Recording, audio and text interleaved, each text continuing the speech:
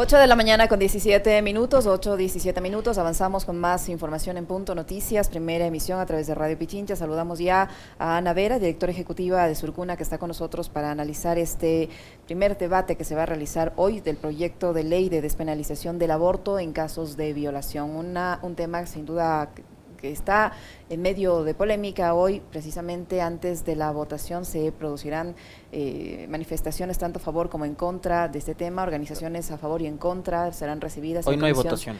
El análisis del informe.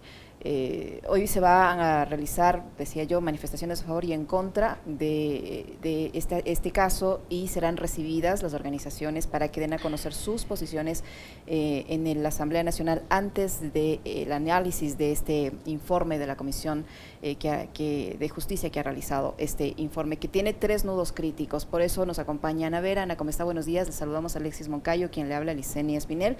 Esos nudos críticos están relacionados con el tiempo en que se podrá interrumpir el embarazo, los requisitos y la objeción de conciencia de los médicos. En esto no hay acuerdo y este va a ser motivo de debate hoy en la Asamblea Nacional, y allí conoceremos las diferentes posiciones de los legisladores. ¿Cuál es la posición de ustedes respecto a estos 3 nudos críticos en los que la Comisión no halló una manera de consensuar estos temas? Buenos días, bienvenida. Buenos días, Yesenia.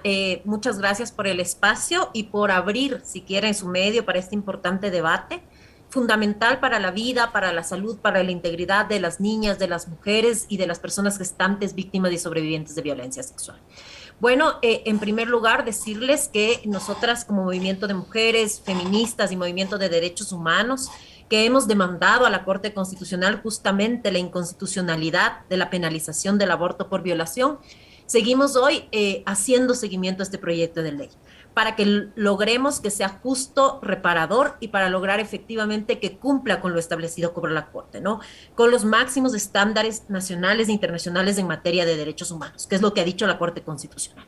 Sobre estos 3 puntos, yo creo que en realidad hay falsos dilemas, porque el informe hecho por la Comisión lo que hace es tomar en cuenta el derecho comparado, el derecho internacional de derechos humanos, e incluirlos. Vamos a ver el primer punto, el tema de la denuncia. Lo que nos dicen es que se va a generar impunidad porque las mujeres no tendrán como obligación presentar una denuncia. Esto es absolutamente falso. ¿Por qué?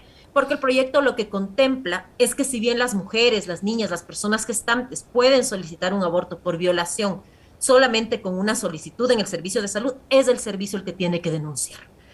Y esto va a permitir que se investiguen los casos y que efectivamente ninguno quede en la impunidad. ¿Por qué se ha planteado este mecanismo, Yesenia?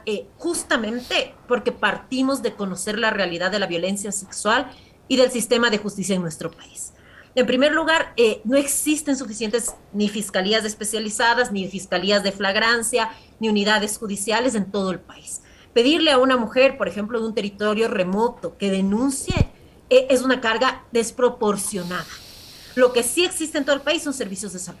Y quien sí puede denunciar sin que implique una carga desproporcionada, porque ya lo hace ahora, porque ya es su obligación legal establecida en el COIP, es el servicio de salud.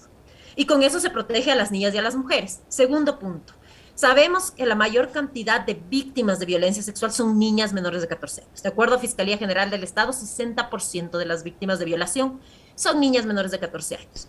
Y 80% de los agresores son personas de su núcleo familiar. ¿Esto qué produce, Yesenia? Que haya encubrimiento por parte de las familias. Muchas familias no quieren denunciar porque estarían denunciando a una persona de su núcleo familiar. Y esto deja a las niñas en riesgo constante. Pedirles una denuncia va a hacer que esas familias no lleguen y estas niñas, si interrumpe su embarazo, vayan a la clandestinidad y nadie se entere de que estaban viviendo violencia sexual. Pedir la solicitud en salud permite que las niñas lleguen con sus familias al servicio de salud para acceder al aborto legal por violación, y al ser el servicio de salud el que denuncie, se va a investigar este caso.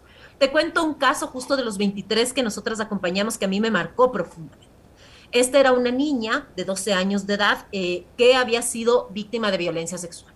Su madre nos dijo a nosotras que ella no quería denunciar porque esta relación sexual había sido con un muchacho de la misma edad y ella no quería hacerle daño al niño, ¿no? A mí me pareció absolutamente coherente, ¿no? Pedimos con la solicitud en salud el aborto legal para esta niña, y posterior a la notificación del servicio de salud se abrió la investigación. ¿Qué descubrimos en esa investigación? que se pudo abrir porque no dependió de la madre ni del núcleo familiar de esta niña que haya investigación, sino del servicio de salud, descubrimos que el posible agresor era su padre y que esta era la razón por la que no querían denunciar. Y esta niña ahora está en protección. ¿Gracias a qué? Aquí hubo un procedimiento sencillo de acceso a un aborto legal por violación que permitió que la denuncia desde el servicio de salud la proteja. Por eso es un falso dilema. La denuncia la deben hacer los servicios de salud porque ya lo hacen. De acuerdo a lo determinado en el artículo 276 del COP, tienen la obligación legal de denunciar violencia sexual. Eso va a permitir que no haya impunidad y efectivamente que se garanticen los derechos de las niñas, de las adolescentes y de las mujeres. Entonces, ese es el primer punto, ¿no? Y exigir una denuncia a las mujeres en las condiciones que tiene nuestro sistema de justicia, pero además en las condiciones en que se da la violencia sexual, es inadecuado, claramente. El segundo punto, la objeción de conciencia. La objeción de conciencia sí se encuentra en el proyecto. Este ha sido uno de los temas en que nosotras como movimiento de mujeres y feministas hemos tenido que ceder en función de qué, de que se garanticen los derechos humanos. ¿Qué es lo que hemos pedido? Que la objeción de conciencia sea bien regulada. ¿Para qué? Para que cumpla con el mandato constitucional. ¿Qué dice nuestra Constitución? La objeción de conciencia es un derecho siempre y cuando no vulnere derechos ajenos. ¿Qué es lo que hemos dicho? Es importante que se garantice que en todos los servicios de salud haya personal no objetor. ¿Quién lo tiene que garantizar? El Ministerio de Salud Pública. El Ministerio tiene que saber cuál es su personal y garantizar que en todo hospital haya personal no objetor, para que no sean las mujeres las que tengan que estar viajando, asumiendo costos para acceder a una práctica que es legal y que debería garantizarse en las mejores condiciones, ¿no? Entonces, eso es lo que hemos planteado sobre objeción de conciencia. Se tiene que garantizar, sí, ¿para quiénes? Para los profesionales de forma individual y personal. Ellos tienen que declararlo, ¿para qué? Para que el ministerio pueda decir, ok, tengo 5 objetores en este hospital, tengo que contratar 2, 3 médicos no objetores que den la práctica y efectivamente se pueda gestionar el servicio de salud. Garantizando, por un lado, la protección del objetor y por otro lado, la protección de las mujeres, las niñas y las adolescentes. ¿Qué más contempla el proyecto? El proyecto contempla que en los lugares y cuando sea emergencia no hay objeción de conciencia. Eso es internacional. Imagínense, por ejemplo, en un tema de sangre. Los testigos de Jehová, todo el mundo sabemos que no les gusta transfundir sangre. ¿Qué pasa si llega un niño muriendo que necesita una transfusión sanguínea y el médico que está a cargo es el único que puede ponerlo? Está obligado a hacerlo porque la salud y la vida está por sobre la libertad de conciencia. Eso es lo que se dice el proyecto, que en emergencia no se puede objetar conciencia. Si llega una mujer sangrando, si está cerca de un shock hipovolémico, si su vida está en peligro, tiene que atenderla a quien esté disponible para precautelar su vida y su salud, ¿no? Pero lo ideal es gestionar de manera adecuada el servicio como yo lo expliqué en un principio. Y eso se puede hacer. Y se puede hacer con la forma como se ha normado la objeción de conciencia en el proyecto, que es la forma como se norma internacionalmente, que es efectivamente seguir los estándares de la Corte Interamericana, que nos ha dicho que en salud la objeción de conciencia no puede normarse igual que para el servicio militar. ¿Por qué? Porque en salud hay derechos en juego, ¿no? Hay mujeres, hay niñas, hay personas que tienen riesgos. Entonces es importante que los objetores además tengan obligaciones. ¿Cuáles son sus obligaciones? Derivar, dar información y derivar para que otra persona haga el servicio. Y además, efectivamente, cumplir jurídicamente con su obligación de mantener su objeción en todo lugar. Porque en Uruguay, Yesenia, lo que se confirmó es que muchos médicos de los servicios públicos se declaraban objetores en el servicio público. Y lo que hacían era referir a las mujeres a sus consultas privadas para ahí sí hacerles el aborto. Eso no es admisible. Tu conciencia es igual en lo privado o en lo público. Esas son las reglas que se han puesto para la objeción de conciencia y por eso estamos de acuerdo con ellas. Finalmente, el tema de temporalidad, que quizás yo me atrevería a decir es el más complicado porque es el que menos se entiende. El tema de temporalidad es un tema sumamente importante. Primero, técnicamente las causales no conviven con los plazos. Los plazos existen para regular el aborto cuando no hay causales. Por ejemplo, aquí nos han dicho Argentina, México tienen plazos. Sí, pero para aborto libre. 12 semanas, 14 semanas para aborto libre. Aquí no estamos hablando de aborto libre, estamos hablando de aborto por causal violación. Y ahí sí yo te puedo decir, porque he dado el trabajo de hacer una revisión del derecho comparado, que de los 8 países de Latinoamérica que tienen la causal violación, el único que incluye plazos es Chile. Ni Colombia, ni Argentina, ni México, ni Bolivia, ni Costa Rica, ni Brasil incluyen plazos para una causal, porque no es técnicamente adecuado, es restringir ya, si quieres, una causal restringida, porque solo hay determinado grupo de mujeres que va a poder acceder. Es decir, ustedes son partidarias de que no se ponga esta temporalidad. De que no haya temporalidad, totalmente. Lo otro, verás, Yesenia, es que nosotras acompañamos a las víctimas y sobrevivientes de violencia sexual. Y sabemos lo que es vivir violencia sexual. Y sabemos lo difícil y lo traumático que es para una mujer si quieres asumir que vivió esta experiencia. ¿Qué implica esto? Implica que hay mecanismos psicológicos profundos, como la negación, que hacen que muchas veces no se den cuenta de que están embarazadas producto de violencia sexual. Y esto es peor aún en las niñas, porque muchas de ellas no saben lo que les ha pasado, nunca han menstruado, no conocen su cuerpo, entonces no se dan cuenta de sus embarazos de forma oportuna. Te voy a contar dos casos como para ejemplificar esto. El primero es de una niña, bueno, tres les voy a contar, de una niña de 14 años. Esta niña vino a solicitar una interrupción legal del embarazo, que nosotras le acompañemos, tenía 18 semanas de gestación. ¿Qué es lo que había sucedido? Esta niña fue víctima de violación por un vecino. Su madre apenas conoció el caso, denunció en fiscalía y llevó a la niña al servicio de salud. Le dieron medicamentos antirretrovirales, le dieron anticoncepción de emergencia y le hicieron una prueba de embarazo el día siguiente. Y le dijeron, usted no está embarazada, la niña no está embarazada, vaya nomás tranquila a casa. 3 meses después, la niña comenzó a presentar un montón de síntomas asociados con el embarazo. La madre se asustó y la llevó al servicio de salud. Ahí detectaron el embarazo que ya tenía 16 semanas. ¿Y qué fue lo que pasó? Que el servicio de salud no le dio buena información. Por supuesto que un embarazo no se ve al día de la violación. Se requiere al menos un mes, porque hay hormonas y hay cosas que tienen que irse desarrollando. Pero a esta niña y a esta mamá no les dijeron eso. Y por eso ellas llegaron a las 16 semanas viendo que realmente la niña tenía afectaciones en su salud, vomitaba, no toleraba lo que le estaba pasando. Entonces, una de las demoras fundamentales es un sistema de salud que no informa de manera adecuada a las víctimas y las sobrevivientes. Y eso no puede hacerse, si quieres, limitando el tiempo. La segunda demora. Las niñas, como te decía, muchas veces no saben lo que está sucediendo, más aún cuando son víctimas de violencia sexual desde muy chiquitas. Generalmente, de acuerdo a la estadística de nuestro país, la violencia sexual empieza a los 6 años. Y muchas niñas incluso la miran, si quieres, como una forma de afecto. Es difícil reconocer porque la persona que te ama, que te cuida, a la que te dicen que tienes que obedecerle, que constantemente la gente está reafirmando esto, es la que te está haciendo daño. Tu papá, tu abuelo, tu tío, tu hermano, ¿no? Y las niñas a veces no es que les guste, ¿no? Es que no se dan cuenta de qué es realmente lo que pasa. Saben que hay algo mal, no saben qué es, no entienden bien lo que les está pasando. Entonces, por ejemplo, nosotras tuvimos un caso de una niña, que es justo el que demandamos en el Comité de Derechos Humanos del Estado ecuatoriano, el de Norma versus Ecuador. Norma y sus hermanas y sus primas fueron todas víctimas de violación en el contexto familiar. Las 4 tienen hijos productos de violación. ¿Qué fue lo que sucedió? Norma fue insertada en el hogar de su padre después de haber sido sacada de varios hogares y movida justamente por la violencia sexual, sin un análisis técnico. Su padre había violado hace 6 años a su prima, ¿no? Que es la única que no quedó embarazada. Y esto se había reportado, pero nunca se había perseguido desde el sistema penal. Y la niña fue dejada en el hogar con este señor que ya era un agresor sexual. La niña comenzó a ser víctima de violencia sexual por parte de su padre a partir de los 12 años. A los 12 años y medio se embarazó, porque esta es violencia permanente, todos los días, todo el tiempo, por quien te cuida, ¿no? Cuando ella se embarazó nunca había menstruado. Entonces ella decía, yo no tenía idea, no sabía que tenía que menstruar, no sabía qué pasaba con mi cuerpo, sí sentía cambios, pero pensaba que era normal en la adolescencia. El padre además hizo que la niña deje de ir a la escuela jamás la fue a buscar para ver por qué no viene, qué está pasando. Y finalmente fue su hermana la que descubrió el embarazo en una visita que hizo cuando la niña ya tenía 6 meses, 24 semanas. La hermana llegó, le vio y dijo, tú estás embarazada, la llevó a un servicio de salud. De manera inmediata denunciaron la violación y el padre nunca fue perseguido. El caso quedó en la impunidad, el señor murió sin haber sido perseguido. ¿Saben qué me dijo a mí la policía? Es que le fuimos a buscar y ya no estaba en su casa. O sea, realmente un trabajo nefasto.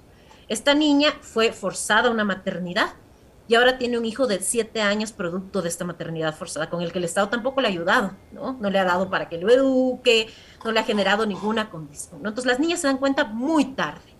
¿Por qué? Porque no conocen su cuerpo, igual las mujeres, porque hay un proceso de negación de la violación. Ana. La violación... Ana, buenos días. A ver, buenos días. Hay un dictamen, una sentencia de la Corte Constitucional que sí o sí tiene que ser cumplido. Los casos que usted ha relatado son realmente espantosos, son horrorosos. Yo tengo en mi caso una hija de 8 años. Estoy totalmente a favor del aborto libre, sin condiciones, pero acá estamos hablando por violación. Y además usted está tocando temas súper sensibles, cosas que pasan en la sociedad, que probablemente muchas personas desconocen porque vivimos encerrados a veces en una burbuja. Pero los casos que hoy Ana está relatando acá, que a mí me espeluznan, que me han puesto de verdad que la piel de gallina, que son horribles, nos pone a pensar en la necesidad de profundizar el debate sobre este tema. Hoy los 137 asambleístas van a debatir esto en primera instancia y tendrá que pasar todavía un tiempo adicional para llegar al momento definitivo, que es el segundo debate en donde tendrán que votar. Pero van a tener que votar y van a tener que armar esta legislación acorde a lo que ha dicho la Corte Constitucional.